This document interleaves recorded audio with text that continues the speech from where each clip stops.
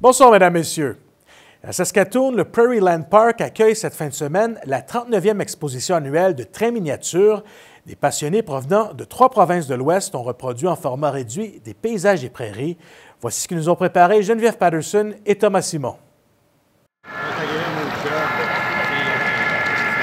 Pour la 39e fois et la 3e au Prairie Land Park de Saskatoon, petits et grands se sont rassemblés samedi pour admirer les trains miniatures au All Aboard Train Show.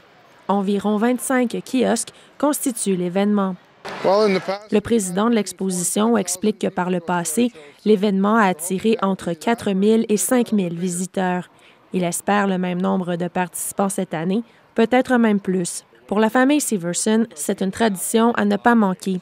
Leur fils, Olin, est fasciné par les trains depuis qu'il est un bébé. Selon eux, les trains ont quelque chose de romantique et représentent les prairies. Nous sommes enthousiastes. Nous avons des trains à la maison à échelle HO et nous aimons tout simplement venir à l'événement, explique Maury. Robin explique qu'avec ses enfants, elle se demande souvent d'où vient ce train. Était-il sur un navire? A-t-il traversé l'océan Pacifique? Les trains touchent les gens, c'est pour cela qu'elle les trouve romantiques.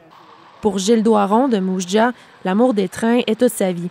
Il a passé son enfance près d'une station de train, ce qui avait des conséquences sur la cuisine de sa mère. Quand maman faisait des gâteaux, il fallait qu'elle attende que le train passe, met le gâteau dans le fourneau, puis espérons qu'il n'y aura pas d'un autre train qui va passer, parce que sinon, tu vas avoir un gâteau qui est plat. Quand ça passait à grande vitesse, et puis tout dans la maison brassait. Participer à l'exposition de trains lui apporte un grand plaisir. C'est vraiment un plaisir de voir les faces souriantes et puis les commentaires qu'on reçoit. Et puis, c'est vraiment la preuve que ce qu'on fait, c'est bon.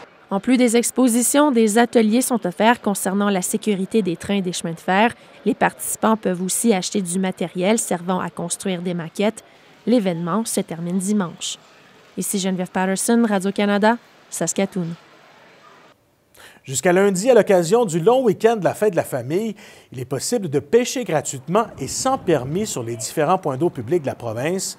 Une occasion pour les nouveaux adeptes d'essayer la pêche hivernale pour une première fois ou encore pour les pêcheurs plus expérimentés d'apprendre ce passe-temps à leur famille ou leurs amis.